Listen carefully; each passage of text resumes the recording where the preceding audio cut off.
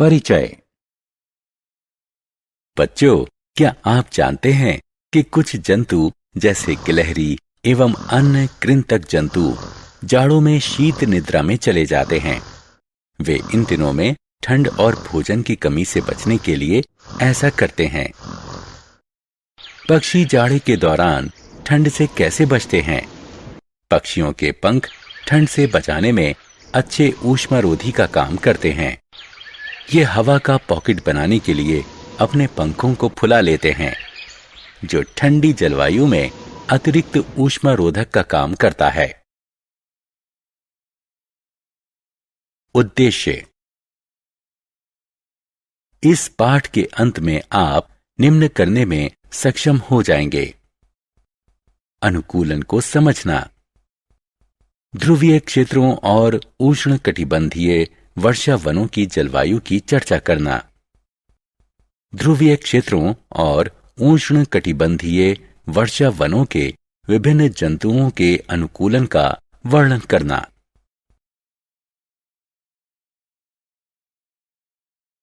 ध्रुवीय क्षेत्र और उष्णकटिबंधीय वर्षा वनों के देश। बच्चों, बहुत से देश हैं जिन्हें ध्रुवीय क्षेत्र और उष्णकटिबंधीय वर्षा वन के देश कहा जाता है। ध्रुवीय क्षेत्र दक्षिणी ध्रुव और उत्तरी ध्रुव के समीप होते हैं। इस क्षेत्र के कुछ देश हैं Canada, Greenland, Iceland, Norway, Sweden, Finland, Alaska और Serbia. Bharat, Malaysia, Indonesia, Brazil, Congo गणराज्य, केन्या, युगांडा और नाइजीरिया ऐसे कुछ देश हैं जहां उष्णकटिबंधीय वर्षा वन पाए जाते हैं। ध्रुवीय क्षेत्रों में जलवायु। ध्रुवीय क्षेत्रों में चरम जलवायु होती है। समूचा क्षेत्र बर्फ से ढका रहता है और तकरीबन पूरे साल ठंड रहती है। सूर्य ध्रुवों पर 6 महीनों के लिए अस्त नहीं होता, लेकिन फिर अगले 6 महीने तक कोई सूर्योदय नहीं होता। इस समय ऋणात्मक 40 डिग्री सेल्सियस तापमान तक कम हो सकता है। ध्रुवीय भालू का अनुकूलन। बाल यानी फर, बाल की मोटी परत ठंडी हवा और पानी में शरीर को गर्म रखती है। सफेद बाल बर्फ और हिम में छिपने में सहायता करते हैं। त्वचा से निर्मुक्त ऊर्जा को शरीर में वापस परावर्तित करते हैं। बड़े पंजे, चौड़े पंजे शरीर का भार बर्फ पर विस्तारित कर देते हैं और तैरने में सहायता करते हैं। नाखून बर्फ में खोदने के लिए मुड़े होते हैं। दांत मांसाहारी जीवों के अनुरूप नुकीले। नथुने सांस लेने में सहायक, लेकिन तैरते समय बंद हो जाते हैं। छोटी पूंछ और कान ऊष्मा के क्षय को रोकने के लिए आकार में छोटे। वसा की परत ऊष्मा रोधन के द्वारा गर्म रखने में सहायक। पेंगुइन के अनुकूलन। आपने पेंगुइन का चित्र जरूर देखा होगा। वे सफेद होते हैं, इसलिए सफेद पृष्ठभूमि में वो आसानी से छिप जाते हैं। उनकी त्वचा मोटी होती है और उस पर बहुत ज्यादा वसा होती है, जो उन्हें ठंड से बचाती है। पेंगुइन अपने आप को गर्म रखने के लिए झुंड में रहते हैं। वे अच्छे तैराक होते हैं। उनका शरीर रेखीय होता है और उनके पैरों में जाल होते हैं, जो उन्हें तैरने में सहायता करते हैं। ध्रुवीय क्षेत्र के अन्य जंतुओं का अनुकूलन। ध्रुवीय क्षेत्र में रहने वाले अन्य जंतुओं में अनेक प्रकार की मछलियां, कस्तूरी मृग, रेनडियर, लोमड़ी, सील, व्हेल तथा अन्य कई प्रकार के पक्षी सम्मिलित हैं। आपने शायद सुना हो कि साइबेरिया की चिड़ियाएं प्रतिवर्ष सर्दियों में भरतपुर पक्षी अभयारण्य में आती हैं। वे भारत क्यों आती हैं?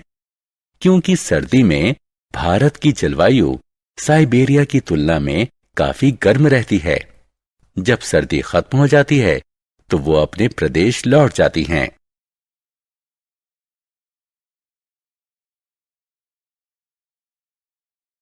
उष्णकटिबंधीय वर्षावन की जलवायु। भूमध्य रेखा के पास होने के कारण उष्णकटिबंधीय क्षेत्र आमतौर पर गर्म होते हैं। सबसे ठंडे महीनों में भी तापमान 15 डिग्री सेल्सियस से ऊपर रहता है। पूरे साल दिन और रात लगभग बराबर होते हैं। इन क्षेत्रों में अत्यधिक वर्षा होती है। गर्मी और उमस से भरी जलवायु इस क्षेत्र को उष्णकटिबंधीय वर्षावनों से समृद्ध बनाती है। उष्णकटिबंधीय वर्षावन क्षेत्र मध्य अमेरिका, पश्चिमी घाट और भारत में असम, मध्य अफ्रीका और दक्षिण पूर्व एशिया उष्णकटिबंधीय वर्षावन क्षेत्र है। लगातार वर्षा और गर्मी के कारण इस क्षेत्र में विभिन्न प्रकार के पौधे और जंतु पाए जाते हैं। बंदर, चिंपैंजी, गोरिल्ला, शेर, चीता, हाथी, तेंदुआ, छिपकली, सांप, पक्षी और कीट इस क्षेत्र में पाए जाते हैं।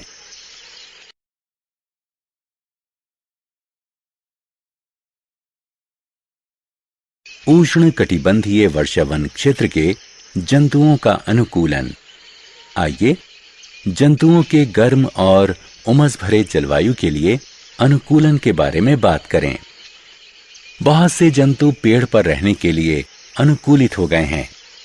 पेड़ों पर रहने वाले लाल आंखों वाले मेढकों के पैरों में लसलसा जाल विकसित हो गया है, जो उसे पेड़ों पर चढ़ने में मदद करता है।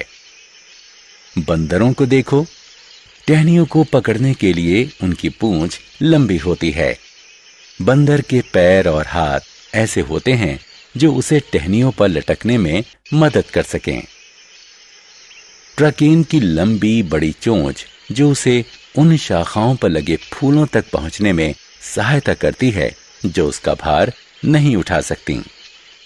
उष्णकटिबंधीय क्षेत्र के बहुत से जंतुओं में सुनने की तीव्र शक्ति, तेज दृष्टि, मोटी त्वचा और ऐसा रंग होता है जिससे वो अपने परिवेश में छिपकर खुद को शिकारियों से बचा सकें।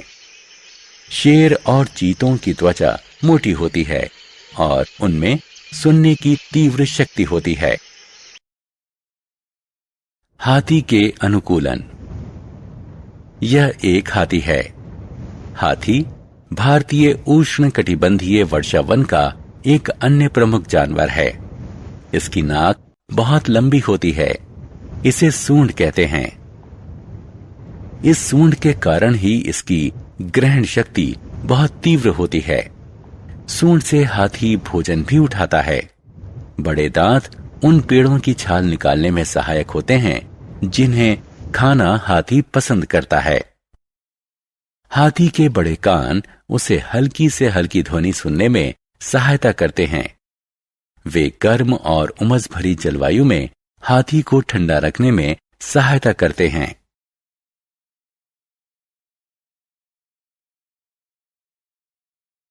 सारांश। आइए हमने जो कुछ सीखा है उसे संक्षेप में दोहराएं। कोई भी विशेषता जो किसी जीव के जीने की संभावना बढ़ा दे उसे अनुकूलन कहते हैं।